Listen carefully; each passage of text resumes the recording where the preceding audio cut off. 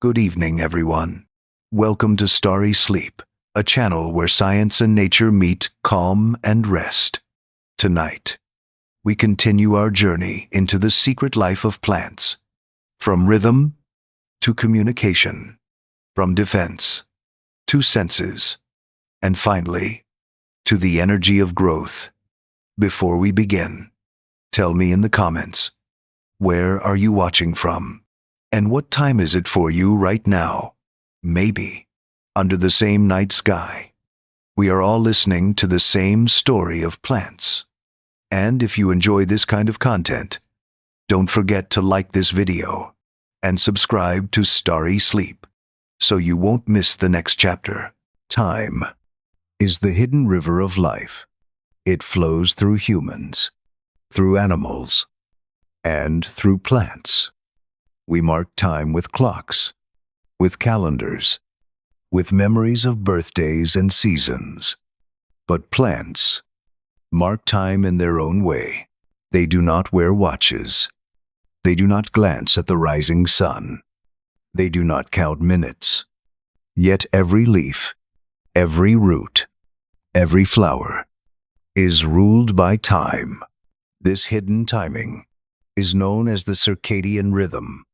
The word comes from Latin, circa meaning about, and diem meaning a day.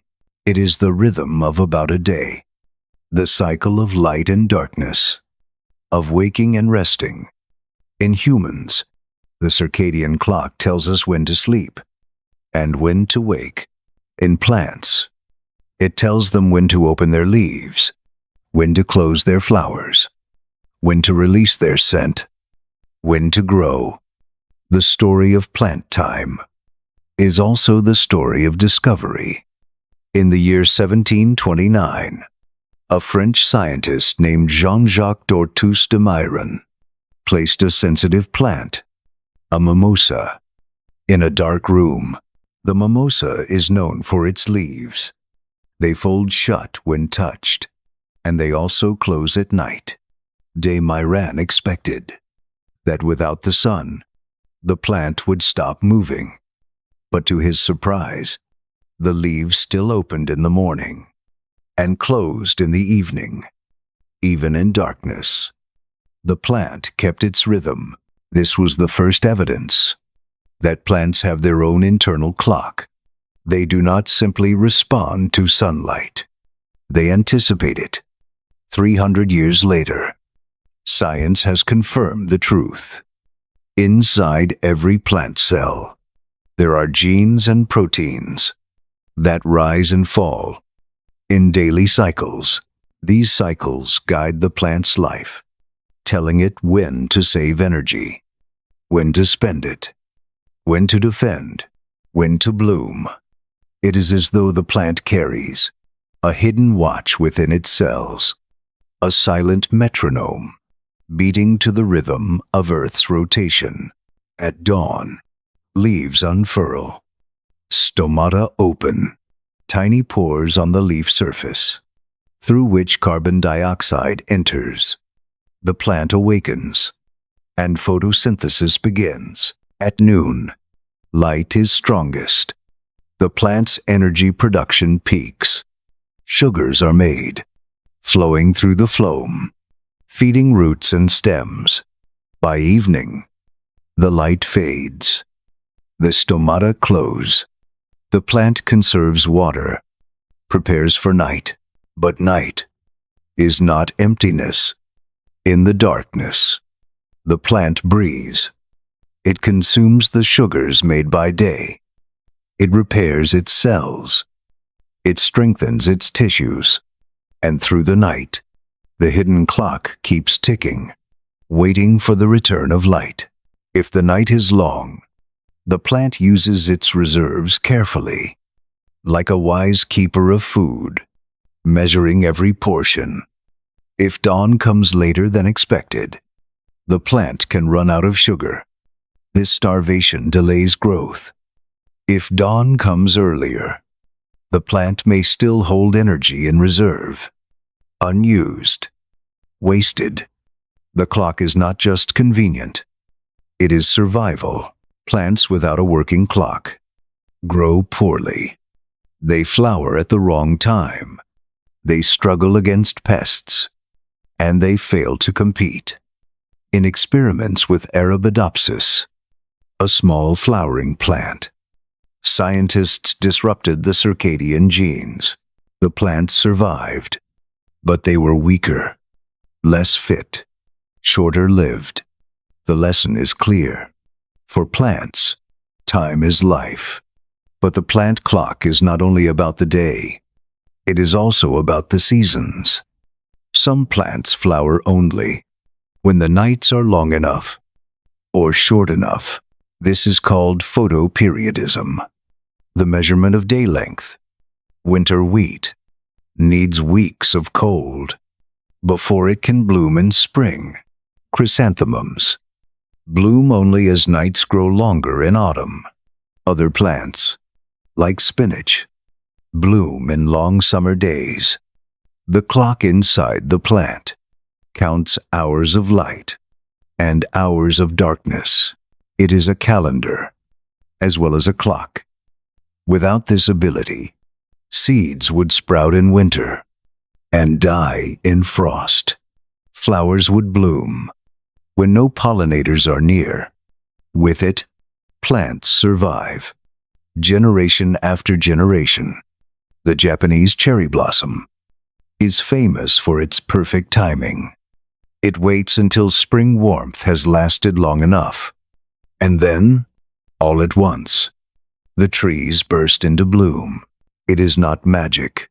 It is time, measured by genes and guided by the rhythm of earth. Even seeds carry clocks. Some can wait for decades, silent in the soil, until conditions are right. They sense temperature, moisture, light, only when the signals align. Do they awaken and push through the soil? This is patience, written into life itself. The scientist C. Robertson McClung has written much about these rhythms. He describes the plant clock as a network of genes and proteins, interwoven like gears in a machine. Morning genes switch on, then fade. As evening genes rise, the cycle repeats, day after day, season after season. We may not hear the ticking, but the plant feels it. Every second, every year. When we sit in a garden, it feels still. But in truth, every leaf, every flower, every seed is following time. The rhythm of plants is the rhythm of the earth. Slow, steady, endless. When night falls, plants seem to sleep. The leaves of many species fold inward or droop toward the ground. The flowers that had opened wide in sunlight close their petals, as though protecting their secrets. This nightly movement is called nyctinasti, from the Greek words for night and movement. It is not true sleep, as we know it, but it is a rhythm that mirrors our own. The mimosa, the sensitive plant, is a perfect example. By day, its leaves spread wide, like hands opening to the sun. But at night, they fold together, like palms pressed in prayer. In the morning, they open again, anticipating the return of light. This rhythm continues, even when the plant is kept in darkness. It proves that plants carry their own inner time. Charles Darwin observed this with fascination. He and his son Francis studied how seedlings bend toward light and how leaves and flowers move with the day. Darwin wrote that the tip of a growing shoot acts almost like a brain, perceiving the environment and guiding growth. This was a daring idea. Plants with something like intelligence guided not only by sunlight, but by inner clocks. Today, we know that Darwin was not far from the truth. The plant's circadian system is not located in one organ, like our brain, but is distributed throughout the plant. Every cell carries a version of the clock. Leaves, roots, flowers, all ticking, all in harmony. When signals are disrupted, the harmony is broken. The plant grows out of tune. Its flowers open at the wrong hour. Its defenses fail to match the attack of pests. Timing is survival. Scientists have even shown that when caterpillars eat leaves, the plant's resistance is stronger at certain times of day. If the caterpillar attacks at night, the defense may be weaker. But in the morning, the plant is ready, its chemistry sharpened like a blade. This timing is not random. It is guided by genes, turning on and off in cycles of light and darkness. The core of the clock includes genes with poetic names, like TOC1, timing of CAB expression 1, and CCA1, circadian clock associated 1. These genes form loops, one activating, the other repressing, like gears in a hidden watch. They generate oscillations, waves of activity that ripple through the plant. Morning genes rise at dawn. Evening genes rise at dusk. The balance keeps the plant aligned with Earth's rotation. Without this balance, growth falters, reproduction fails. The rhythm of plants is not only about the sun, it is also about the seasons. Some plants must feel winter cold before they bloom in spring. This process is called vernalization, from the Latin ver, meaning spring. Wheat, barley, and many flowers rely on vernalization. Cold acts like a memory, written into their cells. When winter has lasted long enough, the memory tells the plant it is safe to bloom. If this system fails, the plant may flower too early, and frost will kill it. Others measure day length, a process called photoperiodism. Short-day plants, like chrysanthemums, bloom when nights are long. Long-day plants, like spinach, bloom when nights are short.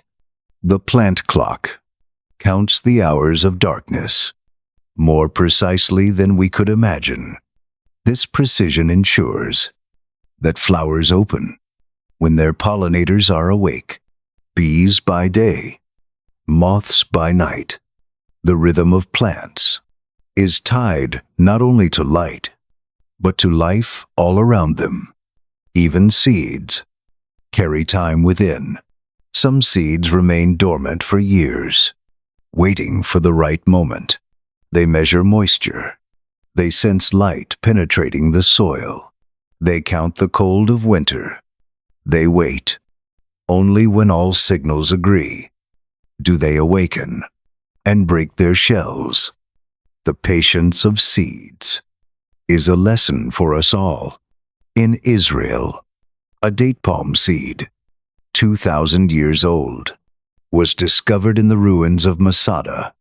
Scientists planted it, and to their amazement, it sprouted.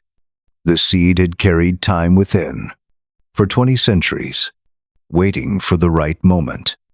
Plants teach us that time is not only hours and minutes, but decades, centuries, even millennia. Trees, too, hold a different rhythm. A bristlecone pine can live for 5,000 years. A single tree, witnessing the rise and fall of civilizations. Its clock ticks slowly. Each year, a new ring. Each ring a memory of season and sky. When we rush through our days, it is easy to forget that time can move differently. For plants, time is not hurried. It is patient. It is steady.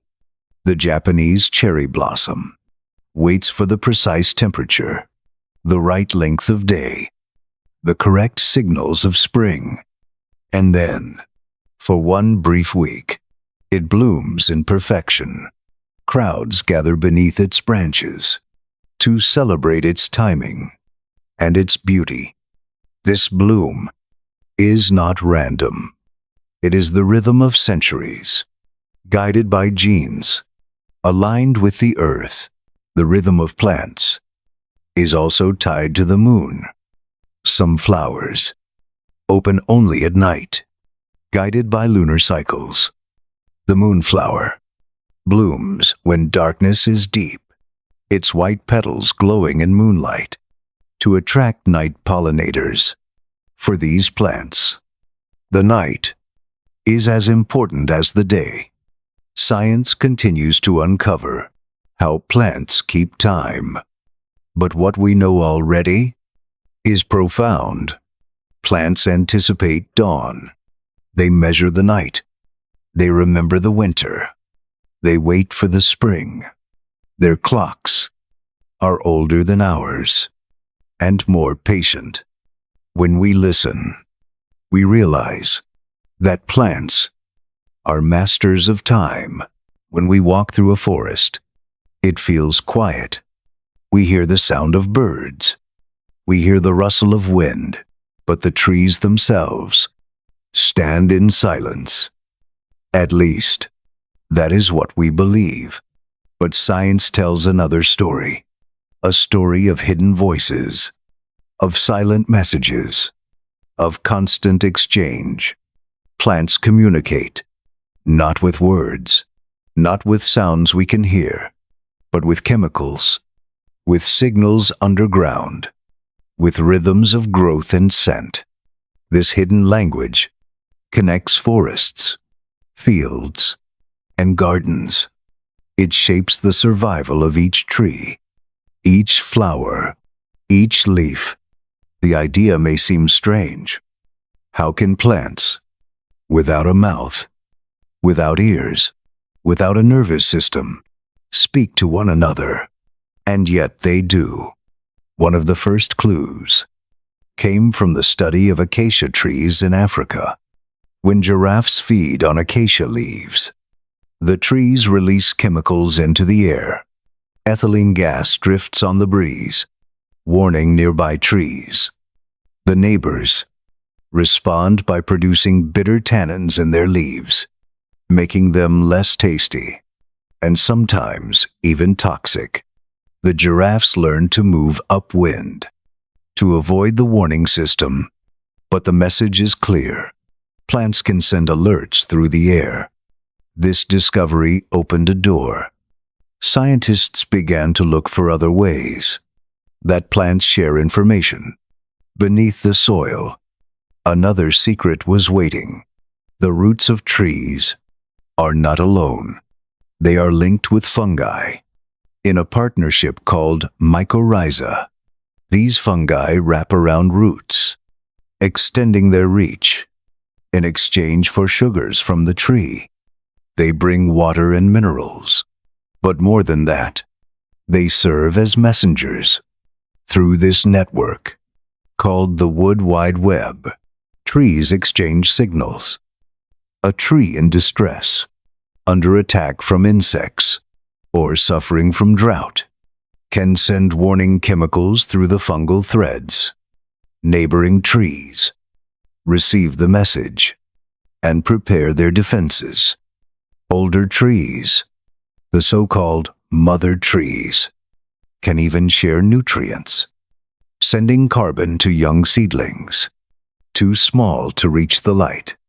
In this way, the forest is not just a collection of individuals.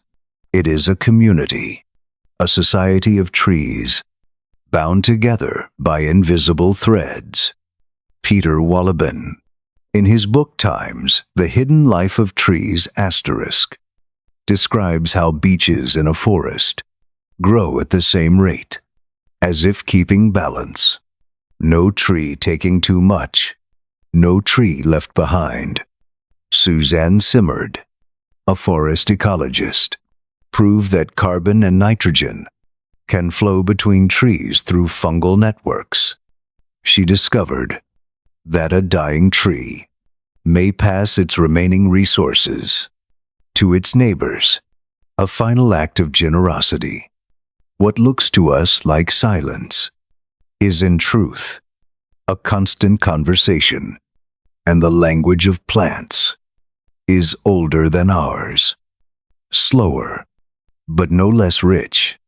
In the air, plants also speak. The scent of a flower is not only perfume for us, it is a signal to pollinators, a call to bees by day and moths by night. The sweetness of jasmine, the sharpness of lavender, the heavy fragrance of night-blooming cereus. Each is tuned to the senses of its chosen partners. When the right pollinator arrives, the message is complete. The flower is visited, and life continues. Plants also send scents to call for help. A corn plant attacked by caterpillars releases chemicals into the air, not only to warn its neighbors, but to summon predators, tiny wasps that lay eggs inside the caterpillars, saving the plant from further harm. This is communication across species, a silent cry, answered by allies. To us, it smells like grass or crushed leaves. To the plant, it is language. Step by step, science has revealed that communication in the green world is everywhere. It is in the air. It is in the soil. It is in the water. And even in the light itself, beneath the forest floor, lies a world we cannot see. A world of roots, of threads, of silent messengers. When we step on soft soil, we imagine we are walking on earth. But in truth, we are walking on networks, threads of fungi, finer than hair, stretch across the soil. They touch root after root, tree after tree, knotting the forest together. This network is called mycorrhiza, a word meaning fungus root. It is one of the oldest partnerships in nature, dating back hundreds of millions of years. To the time when plants first colonized land, the fungi bring minerals from the soil, phosphorus, nitrogen, water. The plants provide sugar, made from sunlight, a trade both partners need. But over time, this trade grew into something deeper. The fungi do not only transport nutrients, they also transport signals. A tree that is thirsty can send chemical messages through the fungal threads. A tree under insect attack can release alarm molecules that move underground, and the neighbors respond. They strengthen their leaves. They prepare toxins. They adjust their growth. This is communication, not with sound, but with molecules, with chemistry. Suzanne Simard, in her pioneering experiments in Canadian forests, injected radioactive carbon into one tree and later found it in the tissues of another. Linked through fungi, she showed that older trees, the so-called mother trees, share carbon with seedlings in the shade. Young trees, too small to reach the sun, would die without this support. But connected through the network, they receive life from their elders. It is as though the forest has its own social system, its own way of caring for the weak. Even dying trees may send out their last reserves, passing on strength to their neighbors. A final gift When we see a forest, we see individuals. When the forest sees itself, it sees community. This community is not limited to one species. In a mixed forest, Douglas firs can send carbon to birches. Birches can return the gift in a different season. Balance is maintained through exchange, through reciprocity. Some scientists compare it to a marketplace, others to a social network. But whatever name we choose, the truth is the same. The forest is alive with conversation. Roots themselves can also sense neighbors. When two roots of the same plant species meet, they often avoid crossing, twisting gently away, as if respecting space. But when they meet roots of strangers, competition may occur. Chemical signals released, inhibiting the growth of rivals. Plants choose their company by signals too faint for us to notice. Even seeds sense chemicals in the soil, telling them if neighbors are present, deciding whether to grow or to wait. The more we learn, the less silent the forest becomes. And communication is not only below ground, it rises into the air as well. Leaves under attack release volatile organic compounds, invisible perfumes that float on the breeze. These scents warn neighbors, summon allies, and coordinate defenses. To us, it smells like fresh-cut grass, a scent we find pleasant and calming. To plants, it is the smell of danger, a call to arms. Imagine walking through a meadow and smelling the sweetness of clover or the sharp green note of crushed leaves. You are smelling conversation, carried on the wind, messages older than words. The forest is not silent. It is filled with language, just hidden from our ears, above the ground. Communication takes another form. It takes the form of fragrance, of color, of beauty. A flower is not only a decoration, it is a message. Its petals are signals written in color. Its scent is language written in air. To us, a rose may smell sweet. A lavender may calm the mind. A jasmine may carry us into dreams. But to the plant, these are not luxuries. They are essential words.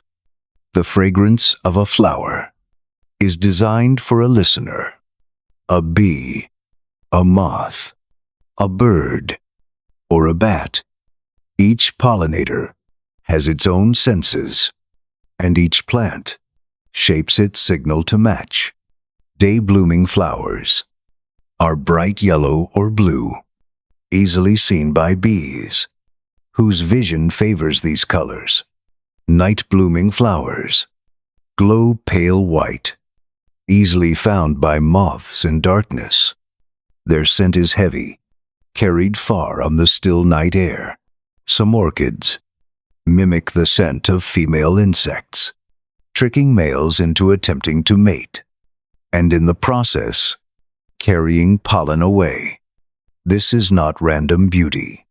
It is communication, precise, calculated, older than language itself. And when the flower is pollinated, the message changes. The petals fall, the scent fades, the energy turns to fruit. Fruit, too, is a message. Bright red berries signal ripeness to birds. Thick, sweet flesh invites animals to eat and carry seeds away. The bitterness of unripe fruit is another kind of signal, a warning that the seed is not ready. Only when the seed has matured does sweetness arrive, a reward for the messenger, a bargain between plant and animal. The forest is filled with such exchanges. A fig tree offers fruit to bats.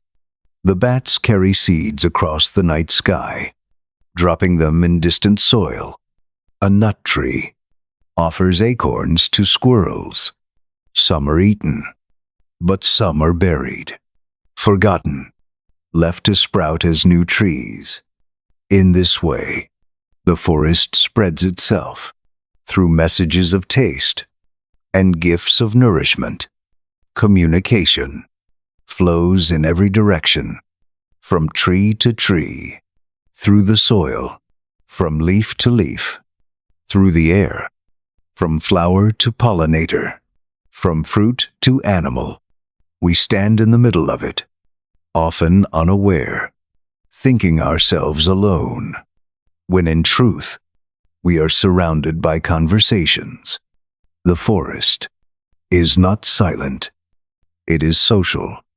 It is a community where old trees feed the young, where neighbors warn each other of danger, where flowers call out to bees, and fruits whisper to birds.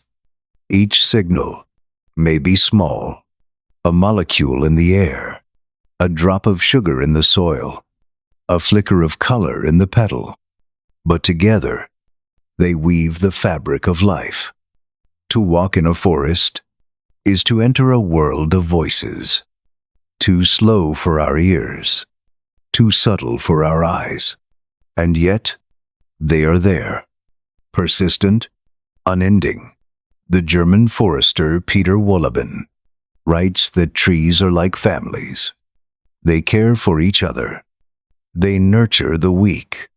They remember the fallen. Suzanne Simard shows us that forests are connected webs, not of silence, but of support. And when we listen carefully, we begin to sense that plants, though rooted in place, are not isolated. They are part of networks, part of communities, part of conversations that sustain the earth. The secret of plants is not only their rhythm of time, but their language of connection, a language without words, a language without sound, yet one that binds the green world together in silence. Plants speak in stillness. They reach out, and if we are quiet enough, we can almost hear them, whispering through the soil, singing through the air, telling the story of life itself. At first glance, plants seem defenseless. They cannot run away. They cannot hide. They cannot fight with claws or teeth. Rooted in the soil, they appear vulnerable to animals, to insects, to storms and fire. And yet, plants have survived for hundreds of millions of years, outlasting dinosaurs, shaping the earth, covering the continents. They have done this by mastering the art of defense, a defense not of speed, not of strength, but of patience and chemistry. Every leaf, every stem, every root carries weapons. Some are sharp, some are bitter, some are invisible, but all are powerful. The most obvious defenses are physical: thorns on a rose stem, spines on a cactus, hairs on a nettle. Each one says to the hungry animal, "Do not touch, do not eat." A thorn may look simple, but it is the result of evolution, shaped by countless attempts at survival. When a goat tries to eat acacia leaves, it meets a wall of sharp spines. It turns away, looking for easier food. The cactus in the desert stores precious water in its tissues.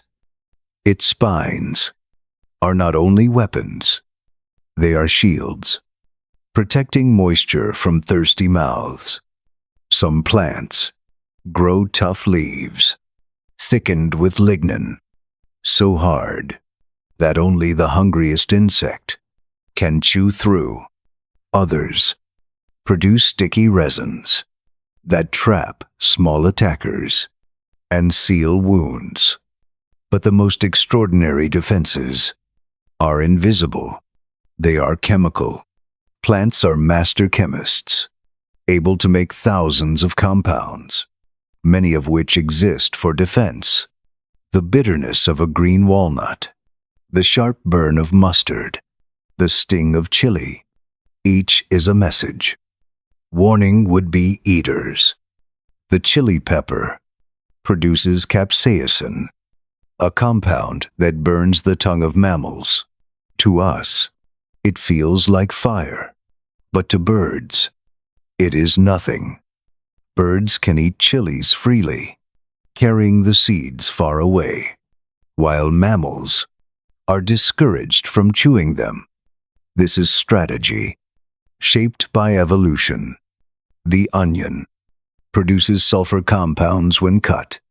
They sting our eyes, making us weep. But this too is defense, a way of deterring animals from digging up the bulb. The coffee plant produces caffeine, not for our pleasure, but as a pesticide, poisonous to insects that would harm its leaves. Nicotine in tobacco, theobromine in cacao, morphine in poppies. Each of these is a weapon of the plant. To us, they are stimulants, medicines, poisons, or pleasures. But to the plant, they are survival. Even the scent of freshly cut grass comes from chemicals released in distress, a signal of damage, and a call for help. The field may smell sweet to us, but to nearby plants, it is a warning. This invisible arsenal allows plants to fight without moving an inch, and their defenses are not static. They are dynamic, always changing, always adapting.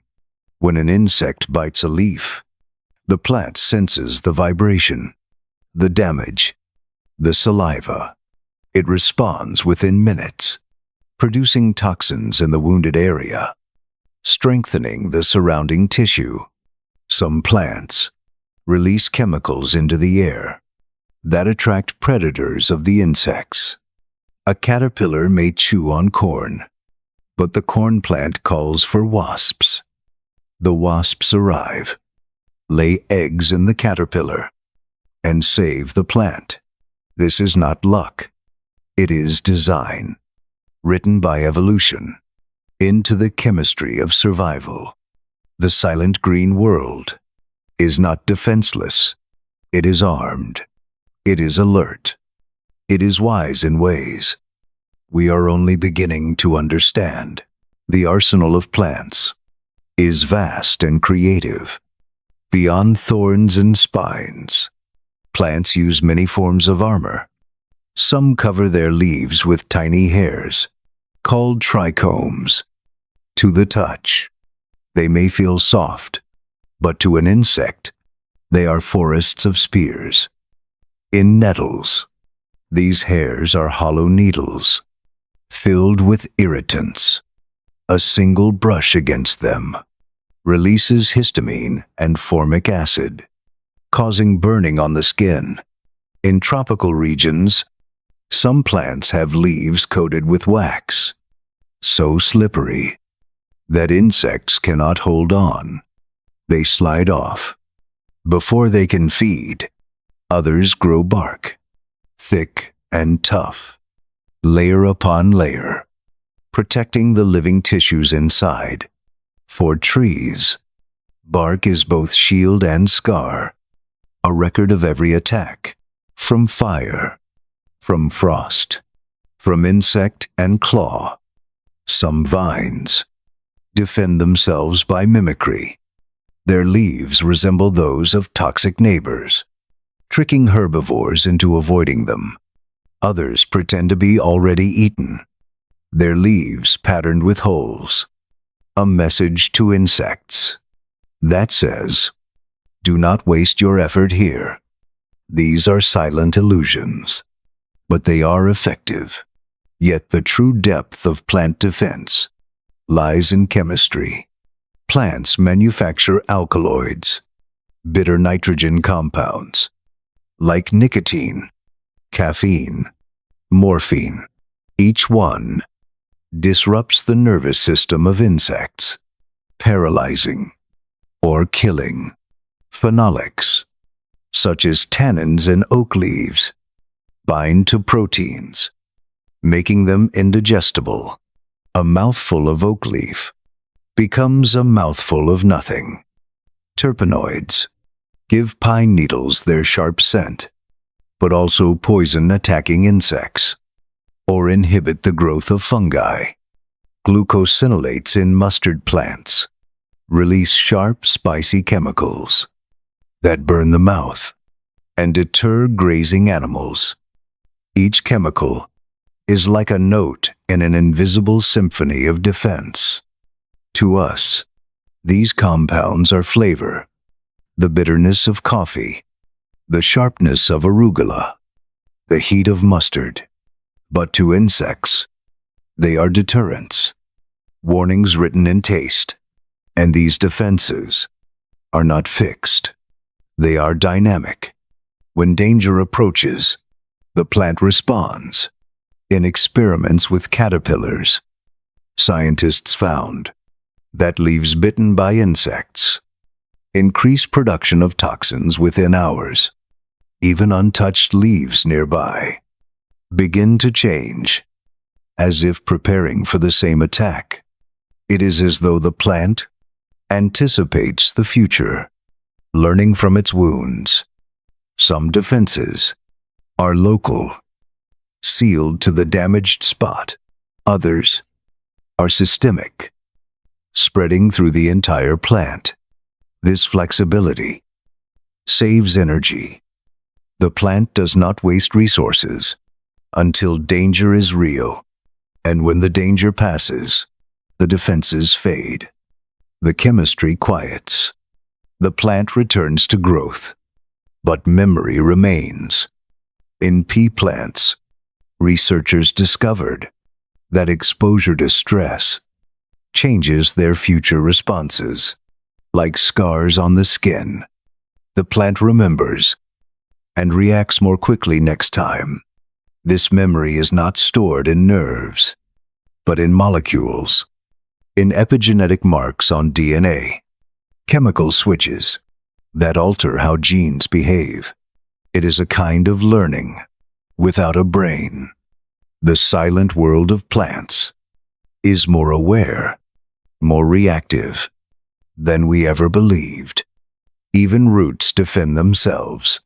When they sense root-eating nematodes, they release chemicals into the soil that repel invaders or attract microbes that attack the nematodes in return. In this way, the root, hidden in darkness, is not helpless. It is a strategist, fighting battles beneath our feet. Everywhere we look, defense is at work. Leaves, roots, seeds, even flowers, all carry weapons. The seed of a castor bean contains ricin, one of the most toxic compounds known. A single seed can kill a human, yet wrapped in beauty, it waits in silence. The apple seed contains cyanide precursors, harmless in small amounts, but toxic in large. A reminder that even sweetness hides danger. Nature is balance. Every gift of food is also a gift of caution. Not all defenses are carried out alone. Plants have learned to call for allies. A corn plant attacked by caterpillars releases special scents into the air. These scents do not repel the caterpillar. Instead, they attract tiny parasitic wasps. The wasps arrive, lay eggs inside the caterpillar, and kill it from within. The plant cannot move, but it can call for help. Cotton plants do the same. Tomatoes too, sending chemical cries that reach across the field. This strategy turns predators into partners, enemies into guardians. It is cooperation, written into molecules. In the soil, roots can also call allies. When nematodes attack, some plants release signals that attract helpful fungi or bacteria that attack the invaders. Even in defense, plants use community, not isolation, and these defenses have shaped our own history. The chemicals of plants have become our medicines, our spices, our poisons. The willow tree contains salicylic acid, the origin of aspirin, used for pain relief around the world. The opium poppy produces morphine, powerful against suffering, but also addictive and dangerous. The foxglove plant provides digitalis, a medicine for the heart, but deadly in excess. Spices in our kitchens are echoes of plant defenses. The heat of chili, the sharpness of ginger, the bitterness of turmeric, each began as a deterrent to protect the plant, but humans turned them into flavor, into culture, into trade across oceans. The spice routes of history were built on plant defenses. Wars were fought. Empires rose and fell because of molecules that began as survival strategies. Even poisons shaped human stories. Hemlock, used in ancient Greece to end the life of Socrates. Curare, used by Amazonian tribes as arrow poison, derived from vines in the forest. Ricin, from castor beans, a reminder of nature's lethal edge. Each of these is the voice of a plant, saying to the world, "Do not touch." Yet humans listened differently and found new meanings. What for the plant is survival, for us becomes power and knowledge. The more we study these defenses, the more we see that plants are not passive. They are not weak. They are masters of resilience, masters of chemistry, masters of patience. Their battles are slow, fought without movement, without noise, but they are constant. Every moment, every season, a silent war, waged in forests and fields, in meadows and deserts, invisible to us, yet shaping the food we eat, the medicines we use, the history we inherit. The secret of plants is that defense is not violence. It is balance. It is adaptation. It is wisdom written into leaves. They remind us that strength does not always roar. Sometimes it waits. It endures. It survives in silence. And in that silence, there is victory. When we think of senses, we think of animals.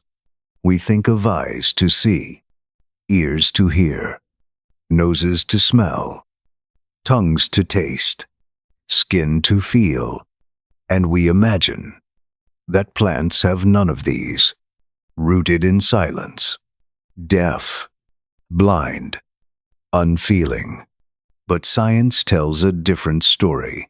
Plants may not have eyes, or ears, or nerves, but they do sense the world in ways both strange and profound. They sense light. They sense gravity. They sense touch. They sense chemicals in the air. They even sense vibrations. They live in a world rich with information. The book Times What a Plant Knows *. by Daniel Chamovitz, reveals how plants, though without our organs, perceive their environment deeply. Let us begin with light. Light is the language of plants. It fuels photosynthesis. It gives shape to growth. It directs every movement. A seedling in darkness will stretch upward, searching for light. Its stem grows tall. Its leaves unfold, reaching for the sky.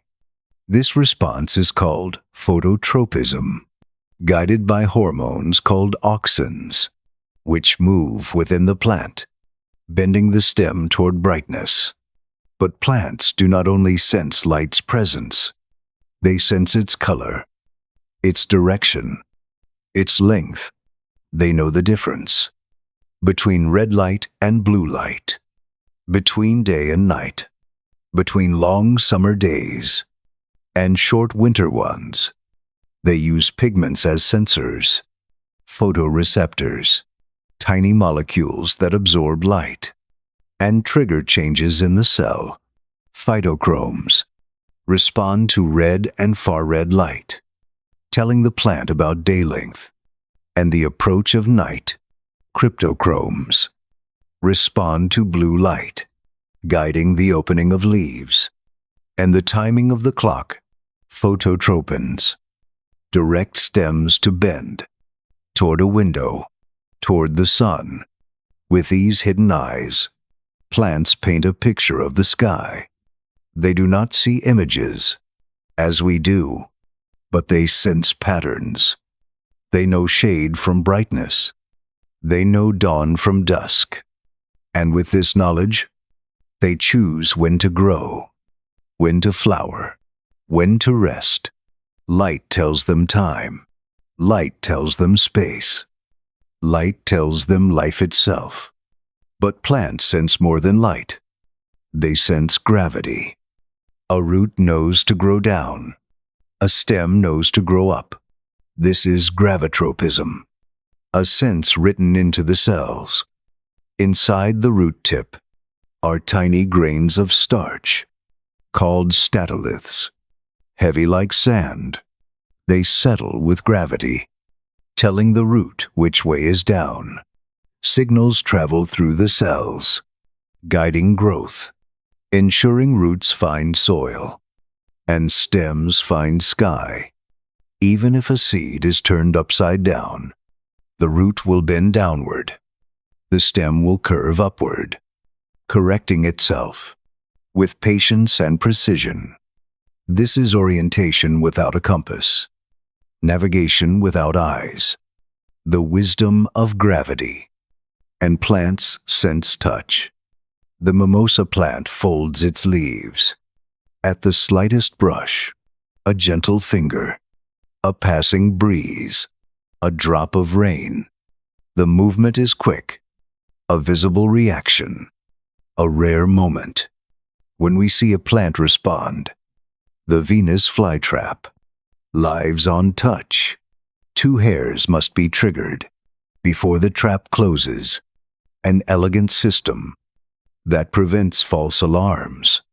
Within seconds, the leaves snap shut, capturing the prey. A rare speed in the plant world. Climbing vines sense touch too.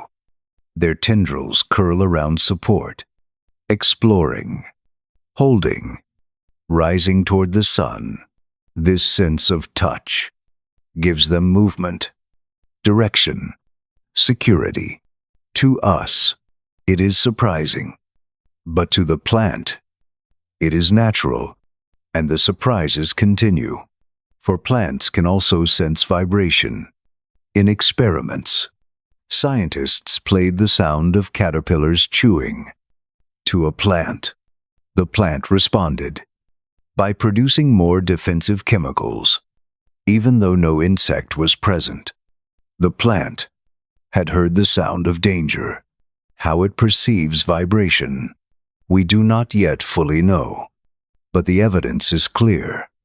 Sound is part of the plant's world. Plants are not blind. They are not deaf. They are not numb. They live surrounded by signals, and they respond in silence, in patience, in ways older than memory. They remind us that life does not need eyes to see, does not need ears to hear, does not need a brain to feel. The green world is not unknowing. It is deeply aware. The senses of plants are subtle, but they are everywhere. Consider the sunflower. From dawn to dusk, its young head turns to follow the sun, facing east in the morning, west in the evening, moving with the arc of the sky. This movement is guided by light and by the plant's inner clock. At night, the sunflower turns back to the east, ready for the rising sun. It is anticipation, not reaction. By adulthood, the stem stiffens, and the flower faces east permanently, a position that warms it quickly in the morning, attracting more pollinators. This daily dance is not random beauty. It is sensing, timing, and survival. Flowers also use senses to time their opening. Morning glories unfurl at sunrise, closing again by afternoon. The night-blooming cereus waits until midnight, then opens with heavy perfume. For nocturnal moths and bats, lotus flowers open with the sun and close with the dark. Each schedule is tuned to its partners, its environment, its world. The sense of time and light guides these rhythms. But plants also sense obstacles, hidden beneath the soil. Roots do not simply grow blindly. They explore. When a root tip meets a rock, it changes direction, bending away, searching for easier soil. It is a slow decision, but a clear one. When roots sense the roots of neighbors, they respond differently. If the neighbor is from the same plant, the same genetic family, the roots often avoid competing. They share space more gently. But if the neighbor is a stranger, the roots may release chemicals, inhibiting growth, defending territory. This ability to distinguish kin from stranger is remarkable. It shows that plants recognize one another. In experiments with pea plants, scientists found that roots can sense if neighbors are related and adjust their growth accordingly. The underground world is filled with choices made by roots, silent but deliberate. Plants also sense chemicals in the air. A damaged neighbor releases warning molecules carried on the breeze. The healthy plant nearby smells the signal and begins to strengthen its own defenses. This sense of smell is not like ours, but it is powerful. It allows a plant to prepare for danger before danger arrives. Even seeds can sense chemicals around them. A seed lying in the soil can detect whether other plants are present. It can smell competition, and sometimes it waits before sprouting. This patience is survival. Plants also recognize touch in more subtle ways. When leaves are brushed repeatedly, some plants grow shorter, sturdier, prepared for wind and weather. This is called thigmomorphogenesis, growth guided by touch. A tree on a windy hill becomes thick and strong because every gust shapes its growth.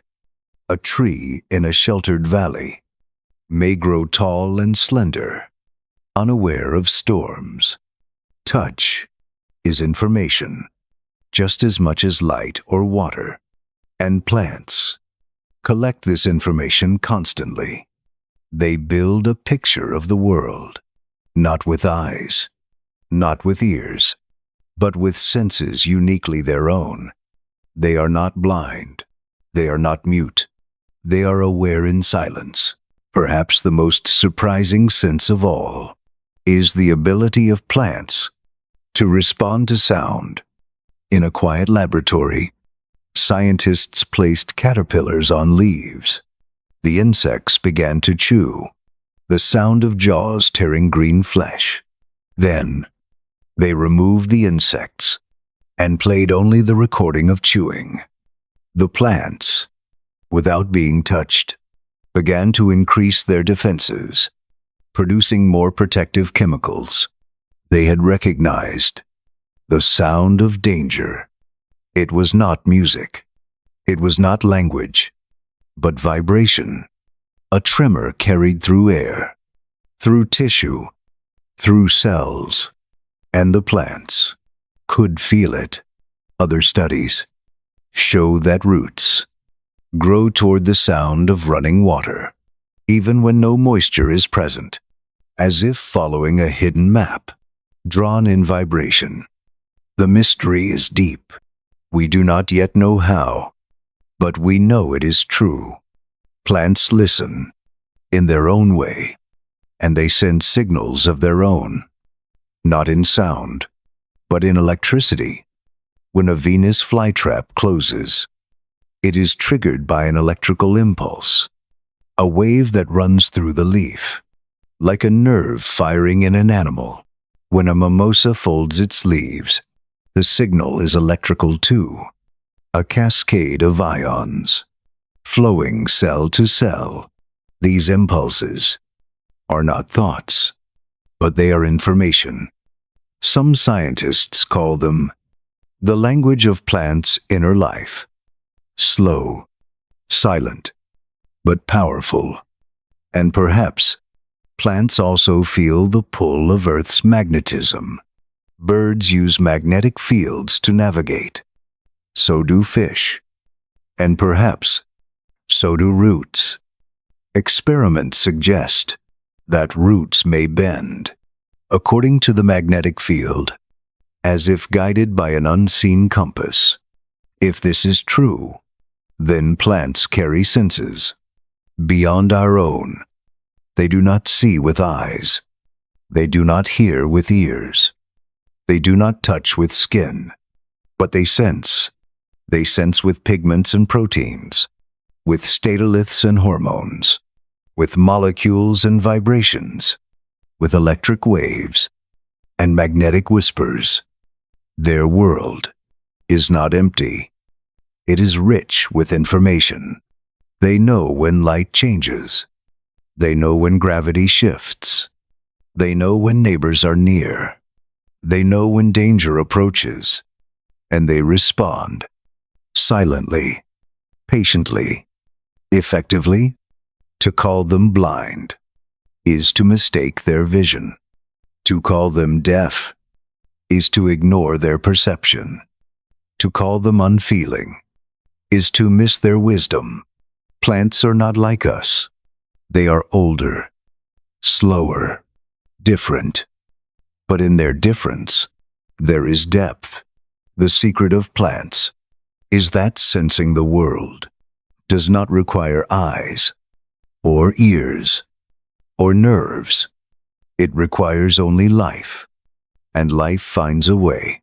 As we sit in a garden or walk through a forest, we may see stillness, but beneath that stillness is awareness.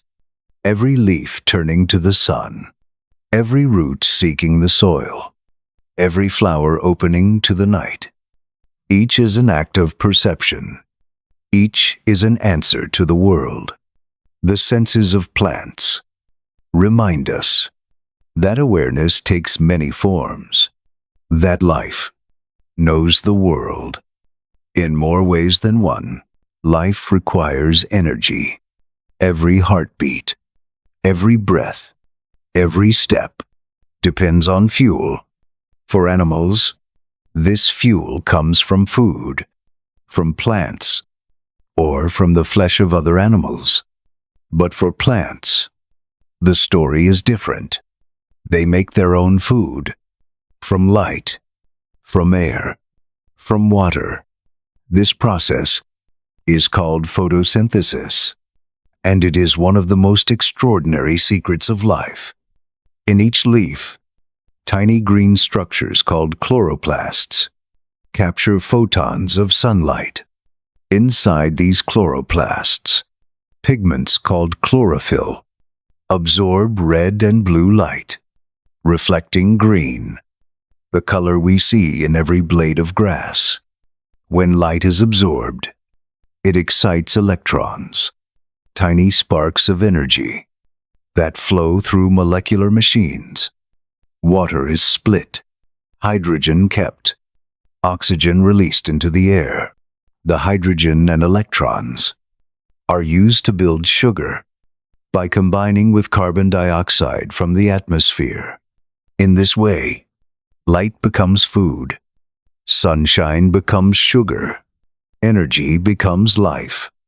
Every breath we take, every meal we eat, is made possible by this transformation. The air we breathe carries oxygen, released as waste by photosynthesis. The bread we eat carries carbon, captured long ago from the sky. The cycle of energy begins in leaves, but photosynthesis is only the beginning. The sugars made in leaves must travel down the veins, through the phloem, to roots, to stems, to flowers and seeds. This transport is life's economy. The leaves are producers, factories of energy. The roots are consumers, dependent on sugar from above. Even flowers require energy to build petals, to make nectar, to call pollinators. Seeds, too, are packed with sugars, stored as starch, food for the next generation. This constant flow of energy shapes the growth of the plant. By day, light drives photosynthesis. Sugars are made and stored. By night, when light is gone, the plant consumes its reserves. It breathes, just as we do, using oxygen, breaking down sugar to release energy. This respiration fuels repair, strengthens cell walls, builds proteins. In the darkness, the plant prepares for another day of light. If the night is long, the reserves must be carefully rationed. If the night is short, the plant wakes with energy to spare. The balance is delicate. Too little sugar, growth stalls. Too much unused, energy is wasted. The circadian clock keeps this balance, measuring the night, managing the storehouse of food. Growth itself depends on energy. A seedling stretches toward the sun. Its cells divide. Its walls expand, all powered by sugar. Roots push deeper, exploring soil. Branches spread wider, catching more light. The tallest trees on Earth, the redwoods of California, grow to heights of over 100 meters, all lifted by the quiet power of photosynthesis. Energy and growth are two sides of the same coin. One provides the fuel, the other builds the body. And this process is not hurried. It is patient. Each ring of a tree's trunk marks a year of energy and growth. Each ring, a record of seasons past. Some trees hold thousands of rings, thousands of years of stored sunlight. In this way, plants are keepers of time and keepers of energy. They remind us That growth is not instant. It is steady. It is slow, but it endures. Photosynthesis is not a single step, but a dance of stages. It begins with light reactions, the capture of sunlight, the splitting of water. In the thylakoid membranes of chloroplasts, photons strike chlorophyll. Electrons leap into motion and flow down chains of proteins. This flow creates ATP, a molecule of energy, and NADPH, a carrier of reducing power. Water is split in the process. Hydrogen saved. Oxygen released. This is the breath of the earth, the oxygen in our lungs, born from the splitting of water in leaves. But the sugars we eat come not from light reactions, but from the dark reactions, also called the Calvin cycle. In these cycles, the plant takes carbon dioxide from the air, and with the power of ATP and NADPH, builds molecules of glucose. Invisible hands weave carbon atoms into chains, storing the sun's energy in bonds of sugar. This is the miracle that feeds the world. The light reactions collect energy. The dark reactions store it. Together, they form photosynthesis, the foundation of life. But energy is never free. It must be managed. Plants decide how to spend their sugars. Some are used immediately for growth, for respiration, for defense. Some are stored as starch, reserves for the night, or for hard times. The plant must choose between building new leaves, strengthening old stems, expanding roots, or producing flowers and seeds. Every choice is a strategy. In good conditions, with plenty of light and water, plants grow quickly, investing in size and expansion. In stress, they shift. Energy goes to defense, to chemical weapons, to survival rather than growth. This balance between growth and defense is written into the genes. It is called the growth-defense trade-off, a rule of life that shapes every leaf and flower.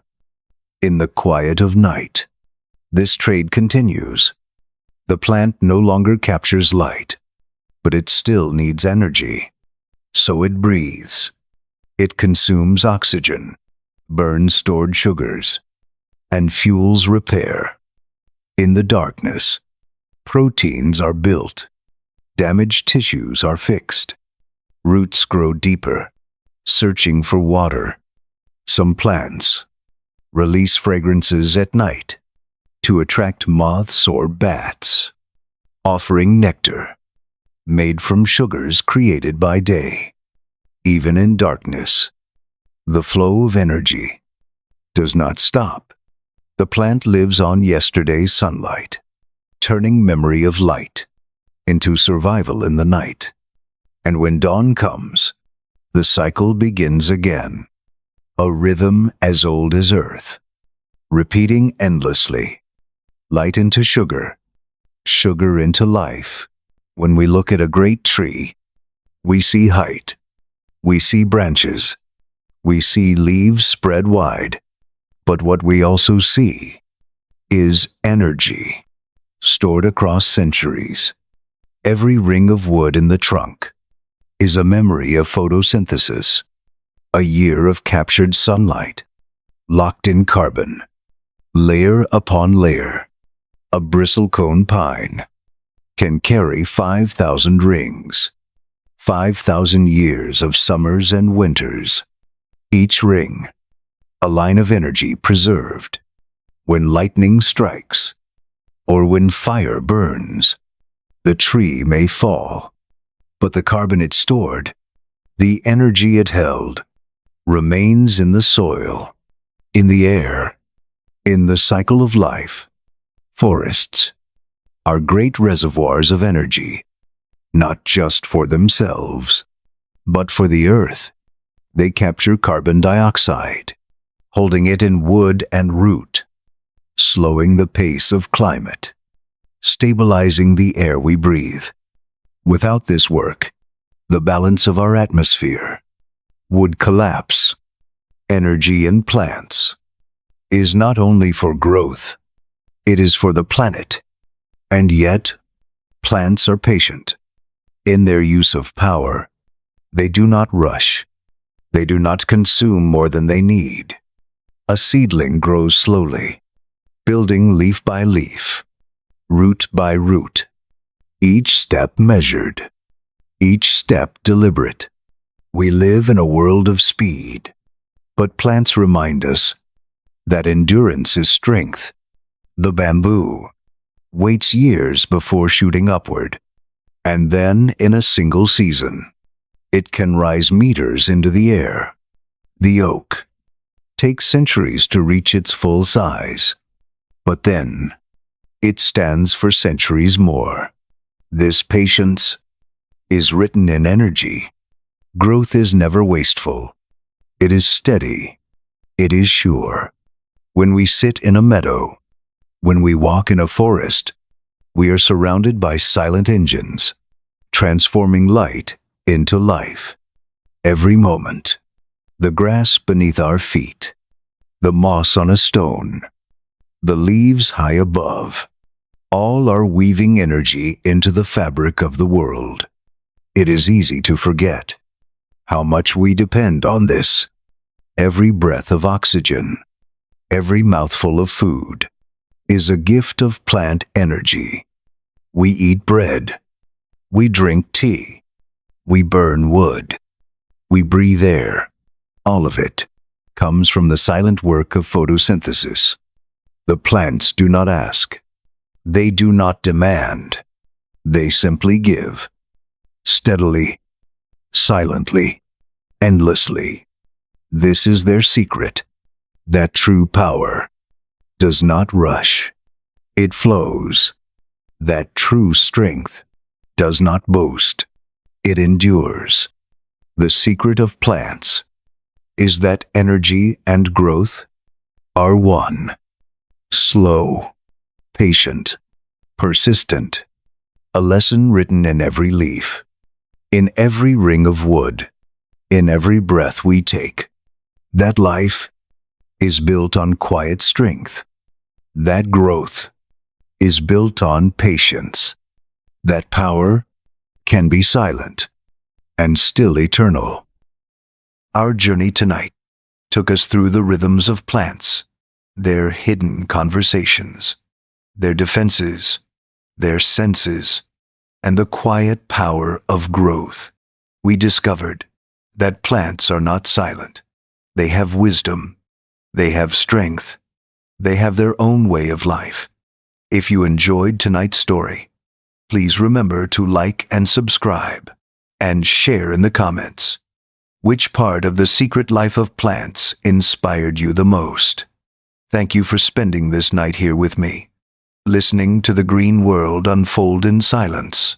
May this calm stay with you as you drift into a deep and peaceful sleep. And until our next journey together, good night.